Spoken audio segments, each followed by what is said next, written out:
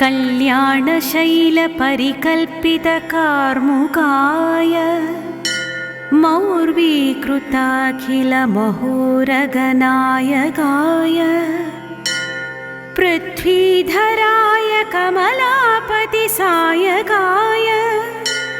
हालास्यमध्यनिलयाय नमः शिवाय।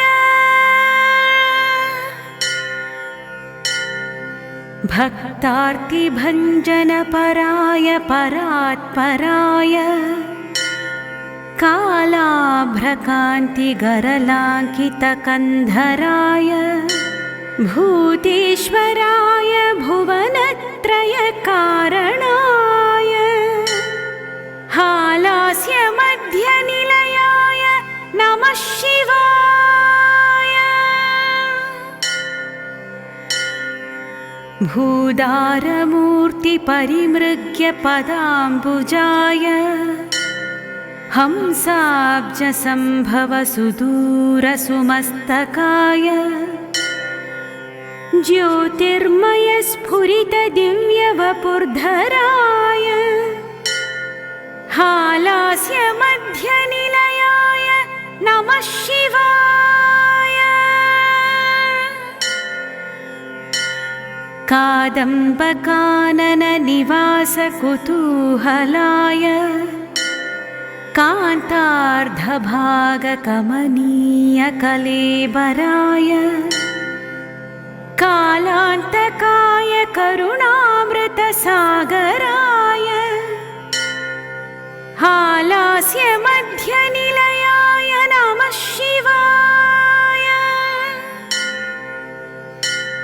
विश्वेश्वराय विबुधेश्वरपूजिताय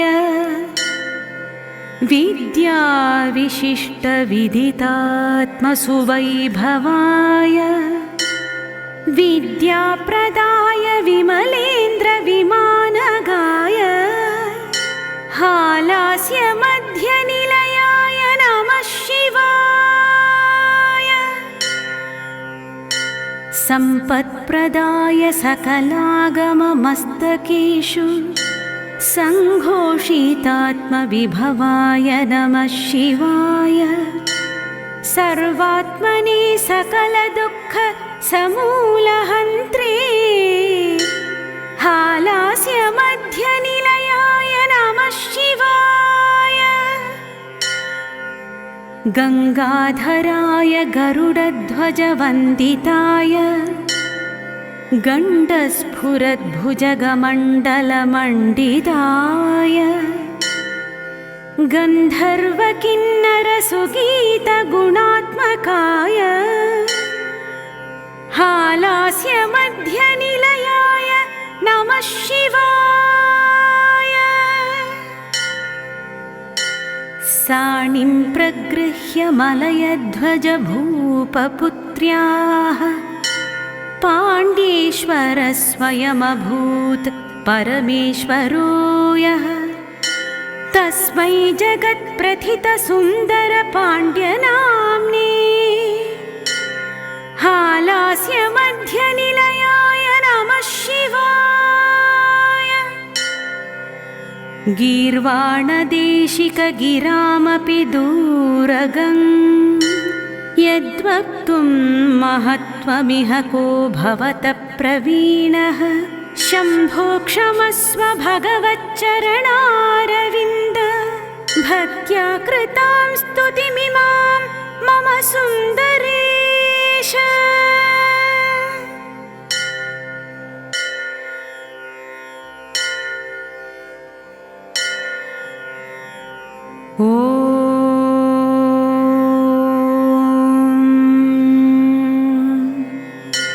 कल्याणशैलपरिकल्पितकार्मुकाय मौर्वीकृताखिलमहोरगनायकाय पृथ्वीधराय कमलापतिसायकाय हालास्यमध्यनिलयाय नमः शिवाय।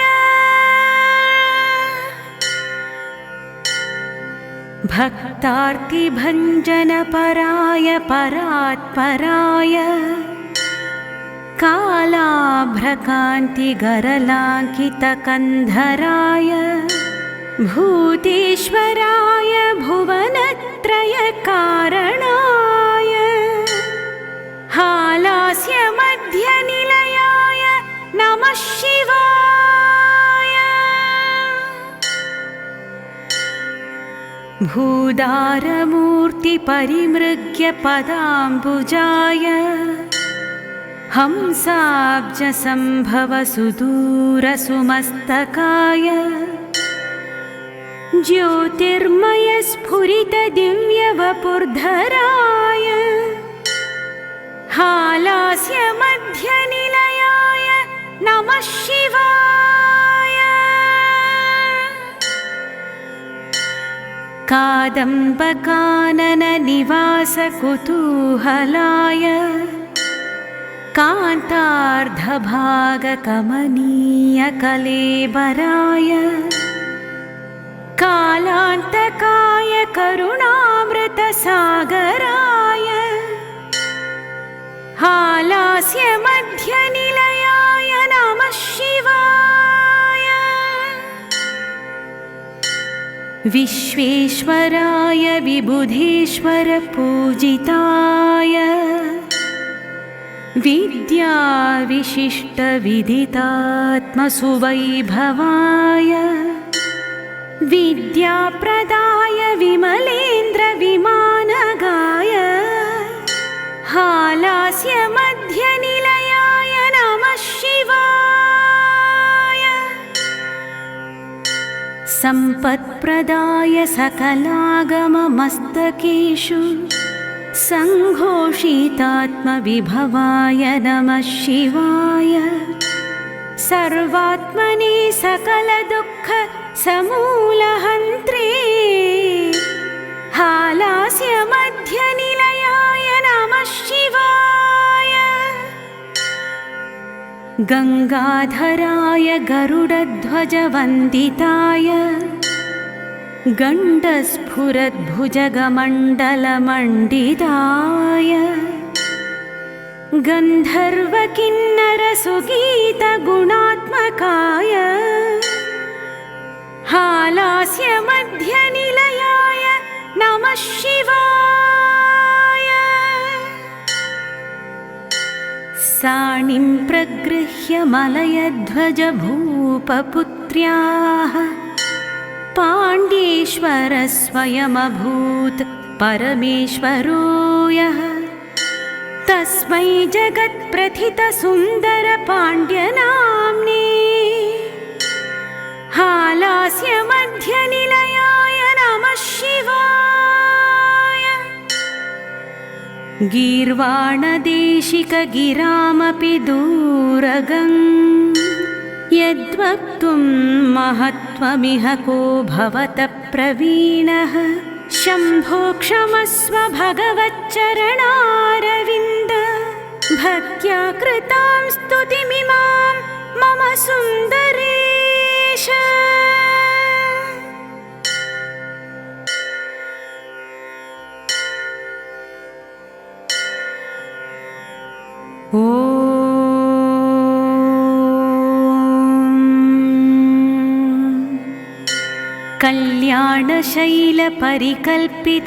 कल्याणशैलपरिकल्पितकार्मुकाय मौर्वीकृताखिलमहोरगनायकाय पृथ्वीधराय कमलापतिसायकाय हालास्यमध्यनिलयाय नमः शिवाय। भक्तार्तिभञ्जनपराय परात्पराय कालाभ्रकान्तिगरलाङ्कितकन्धराय भूतेश्वराय भुवनत्रयकारणाय हालास्यमध्यनिलयाय नमः शिवाय। भूदारमूर्तिपरिमृग्य पदाम्बुजाय हंसाब्जसम्भवसुदूरसुमस्तकाय ज्योतिर्मयस्फुरितदिव्यवपुर्धराय हालास्यमध्यनिलयाय नमः शिवाय। कादम्बकानननिवासकुतूहलाय कान्तार्धभागकमनीयकलेबराय कालान्तकाय करुणामृतसागराय हालास्यमध्यनिलयाय नमः शिवाय। विश्वेश्वराय विबुधेश्वरपूजिताय विद्याविशिष्टविदितात्मसुवैभवाय विद्याप्रदाय विमलेन्द्रविमानगाय हालास्यमध्यनिलयाय नमः शिवाय। सम्पत्प्रदाय सकलागममस्तकेषु सङ्घोषितात्मविभवाय नमः शिवाय।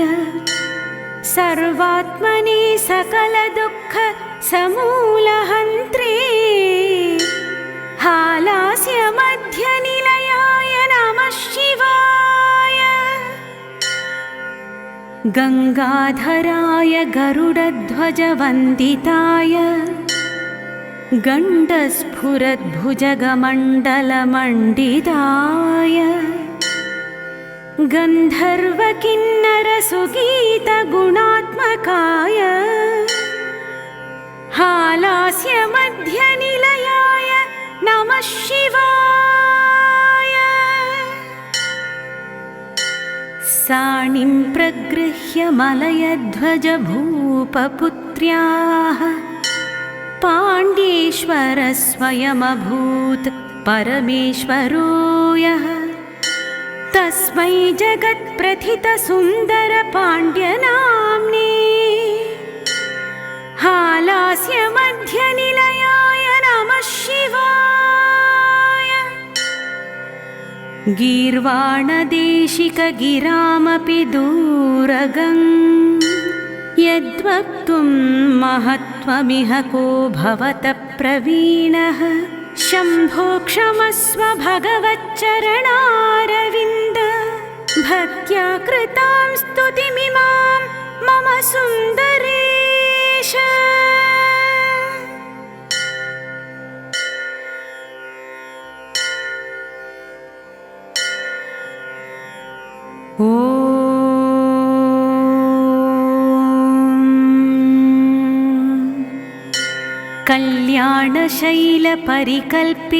कल्याणशैलपरिकल्पितकार्मुकाय मौर्वीकृताखिलमहोरगनायकाय पृथ्वीधराय कमलापतिसायकाय हालास्यमध्यनिलयाय नमः शिवाय।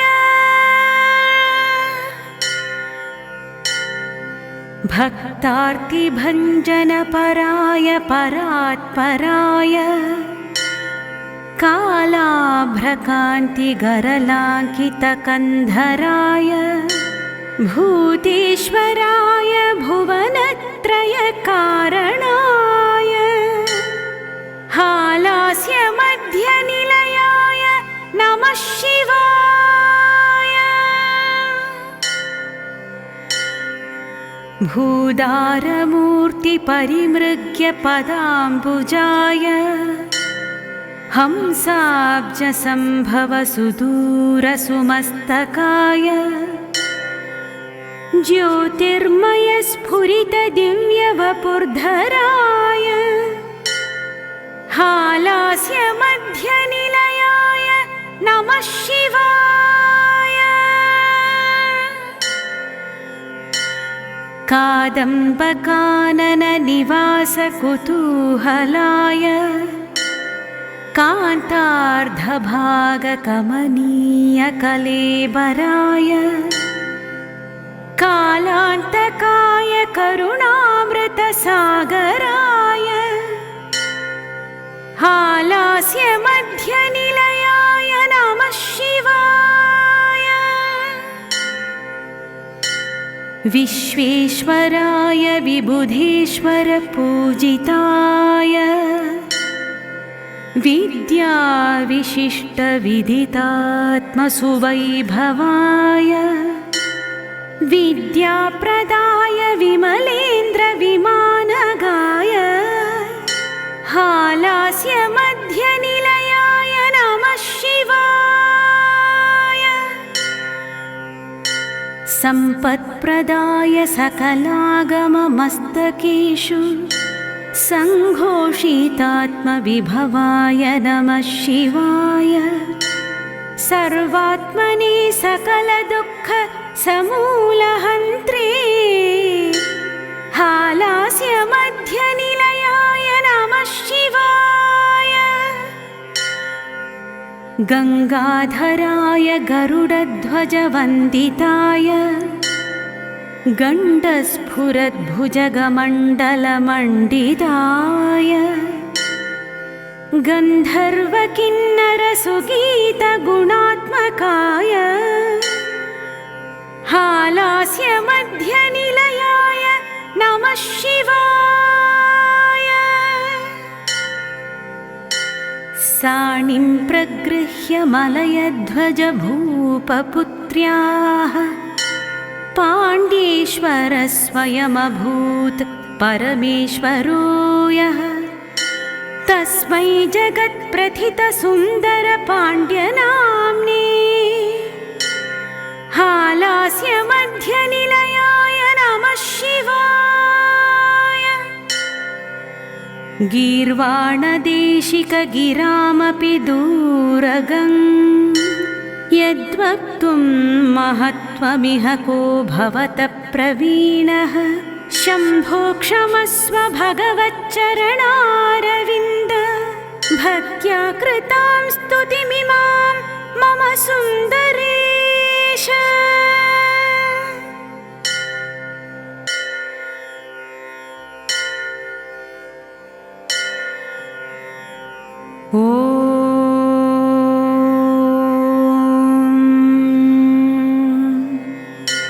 कल्याणशैलपरिकल्पितकार्मुकाय मौर्वीकृताखिलमहोरगनायकाय पृथ्वीधराय कमलापतिसायकाय हालास्यमध्यनिलयाय नमः शिवाय। भक्तार्तिभञ्जनपराय परात्पराय कालाभ्रकान्तिगरलाङ्कितकन्धराय भूतेश्वराय भुवनत्रयकारणाय हालास्यमध्यनिलयाय नमः शिवाय। भूदारमूर्तिपरिमृग्य पदाम्बुजाय हंसाब्जसम्भवसुदूरसुमस्तकाय ज्योतिर्मयस्फुरितदिव्यवपुर्धराय